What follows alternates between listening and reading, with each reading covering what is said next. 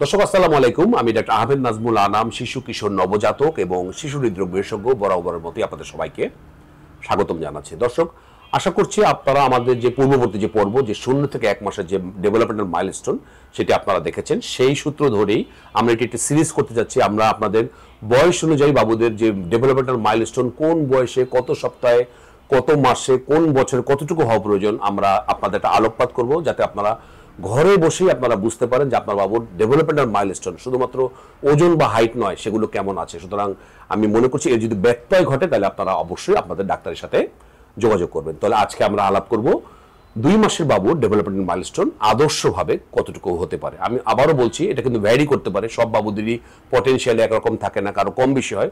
মোটামুটি যদি স্ট্যান্ডার্ড থাকে তাহলে আপনি ধরে নেবেন এটা আপনার বাবু মাইলস্টোন সঠিক পথেই চলছে। তাহলে প্রথমে আমরা বলবো ওয়েটের ব্যাপারে, যেটি সব মায়ের প্রশ্ন থাকে। যদি একটি বাবু দ্বিতীয় মাসে প্রতিদিন 10 থেকে 15 গ্রাম ওজন বাড়ে, তাহলে আমরা বলবো আপনি এটা সপ্তাহে সপ্তাহে দেখবেন। মোটামুটি একটা বাবু যদি এক সপ্তাহে 80 থেকে 100 গ্রাম ওজন বাড়ে, তাহলে আপনি ধরে নেবেন আপনার বাবুর ওজন সঠিক পথেই বাড়ছে। তাহলে আপনি উইকলি ভাববেন প্রতি সপ্তাহে মোটামুটি 80 থেকে 100 গ্রাম ওজন বাড়ছে কিনা, তাহলে যদি বাড়ে সেটি সঠিক। দ্বিতীয়ত আমরা বলবো সাউন্ডের ব্যাপারে। আপনি যে গত মাসে যে তাকে যে সময় দিয়েছেন, তার সাথে অনবরত কথা বলেছেন, সাউন্ড রিকগনিশন সে করে ফেলবে, মোটামুটি সে মায়ের ভয়েসটা সে চিনে ফেলবে, এবং যে সোশ্যাল স্মাইল, সে একটু হাসি দেওয়া শুরু করবে। আপনি দেখবেন যে সে একটু হাসি দেওয়া শুরু করেছে, এবং যে আই মুভমেন্ট, তার সামনে যদি কোনো ঝুনঝুনি ব্যাগুলো বাজান দেবে, সে আই মুভমেন্ট করবে, সে একটু পিছনের দিকেও শব্দের দিকে তাকানোর চেষ্টা করবে। আর যেটা আমরা বলি যে নেক কন্ট্রোল, সে কিছুটা হলেও ঘাড় শক্ত করার চেষ্টা করা শুরু করবে এই সময়। আর মোটর স্কিলের বেলায় বলবো যে এই সময় সে হাত পা খুব ভালোই ছুড়বে, এবং তার হাত এবং পাকে সে তার মুখের কাছে আনার চেষ্টা করবে। সে রিকগনাইজ করবে তার হাত আর পাকে, সে রিকগনাইজ করবে।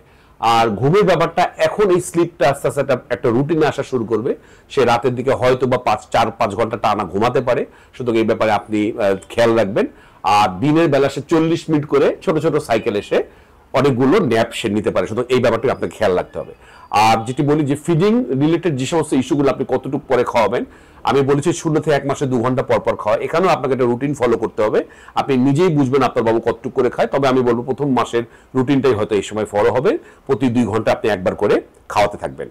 আর ভ্যাকসিনের ব্যাপারে, প্রথম মাসে যেটা বিসিজি টিকা আপনি দিয়ে ফেলেছেন, 1.5 মাসে বা 45তম দিন থেকে আমরা যেগুলো বলি ইপিআই, যে সমস্ত ভ্যাকসিন, আপনি নিকটস্থ টিকাদান কেন্দ্রে যাবেন, সেখানে আপনার বাবুর ভ্যাকসিন দেবে। যারা বিসিজি দিয়েছেন তারা তো বিসিজি দেবেন না, যারা দেননি তাদের বিসিজি, পোলিও, পায়ে বাম পায়ে যে 5টা ভ্যাকসিন সেটা আপনার দেবে। এই ধরনের বিভিন্ন ভ্যাকসিন আছে, সেটি টিকাদান কেন্দ্রে আপনাকে দিয়ে দেবে, এবং টিকার কার্ড আপনাকে তৈরি করবে। এবং সবচেয়ে যেটা মজার ব্যাপার, এই সময় আপনাকে একটি মিমিক করা শুরু করবে। আপনার শব্দের দিকে তাকাবে, একটু গিগল করবে, একটু কু করে শব্দ করবে। তখন আপনার কিছু আস্তে আস্তে কিন্তু একটু মজা লাগা শুরু করবে যে আমার বাবা আমার দিকে তাকাচ্ছে, আমাকে চিনছে। দর্শক, এই 1 থেকে 2 মাসের বাবুর যে ডেভেলপমেন্ট, সেটা কিন্তু খুব ইন্টারেস্টিং। এই সময় বাবুর মোটর ডেভেলপমেন্ট বলুন, সাউন্ড রিকগনিশন, আই এর মুভমেন্ট, এগুলো সব একটু একটু করে বাড়তে থাকে, এবং ঘুমটা একটা পর্যায়ে আসতে থাকে। সুতরাং এই ব্যাপারগুলো আপনি খেয়াল রাখবেন। আমি বলবো যে দ্বিতীয় মাসের এই ডেভেলপমেন্টটা যদি সঠিকভাবে হয়, তাহলে আপনি বুঝবেন আপনার বাবু স্ট্যান্ডার্ড অনুযায়ী সবকিছুই ঠিক আছে। এবং ওয়েটের যেটি বললাম, প্রতি সপ্তাহে মোটামুটি 80 থেকে 100 গ্রাম যদি ওজন বাড়ে, আপনার বাবু সঠিক পথে আছে। তো দর্শক, আশা করছি যে তৃতীয় মাসে যে ডেভেলপমেন্ট, সেটির দিকে আপনারা নজর রাখবেন। আপনার হয়তো নিজের এই বয়সী বাবু নেই, আপনার বন্ধু বান্ধবী, আপনার আত্মীয়স্বজন আছে, তাদেরকে আশা করছি শেয়ার করবেন।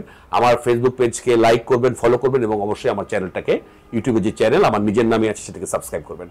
আজ এই পর্যন্তই। পরবর্তী নতুন টপিক দেখার জন্য আবার আমন্ত্রণ রইল। সে পর্যন্ত বরাবরের মতোই আল্লাহ হাফেজ।